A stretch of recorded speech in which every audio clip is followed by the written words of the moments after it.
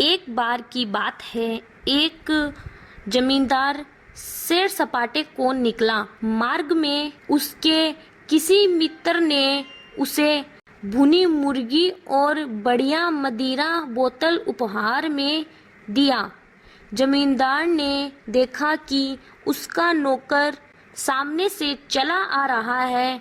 उसने उसे आवाज़ देकर कहा कि यह झोला घर ले जाकर सीधे बावर्ची खाने में दे देना, लेकिन याद रहे कि इसे रास्ते में खोलना मत। इसमें एक कीमती चिड़िया बंद है और एक शीशी में जहर है।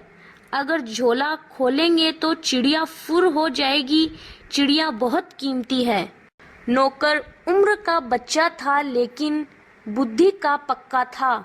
झोले से निकलती महक से वह वास्तविकता समझ गया था और जैसे ही उसका मालिक आंखों से ओझल हुआ, उसने एकांत में वह झोला खोला और दोनों चीजें चट कर गया।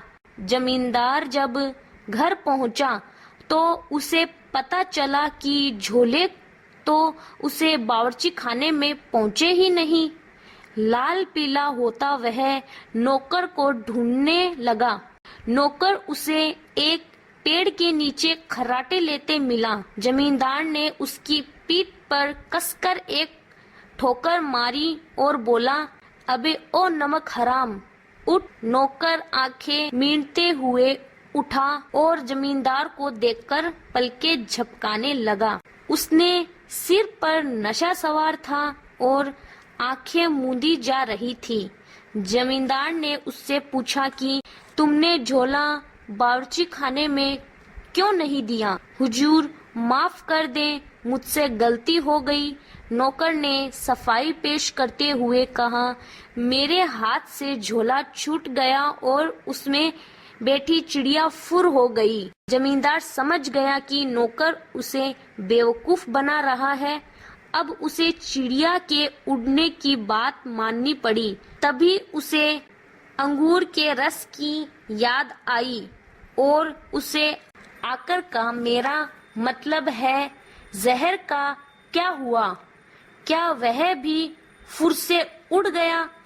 जमींदार क्रोधित होकर बोला, नहीं मालिक, हुआ यह कि मैं अपनी लापरवाही के कारण आपकी डांट खाने से इतना डर गया कि सोचने लगा क्यों न आत्महत्या कर लूं। यही सोचकर मैं सारे का सारा जहर पी गया।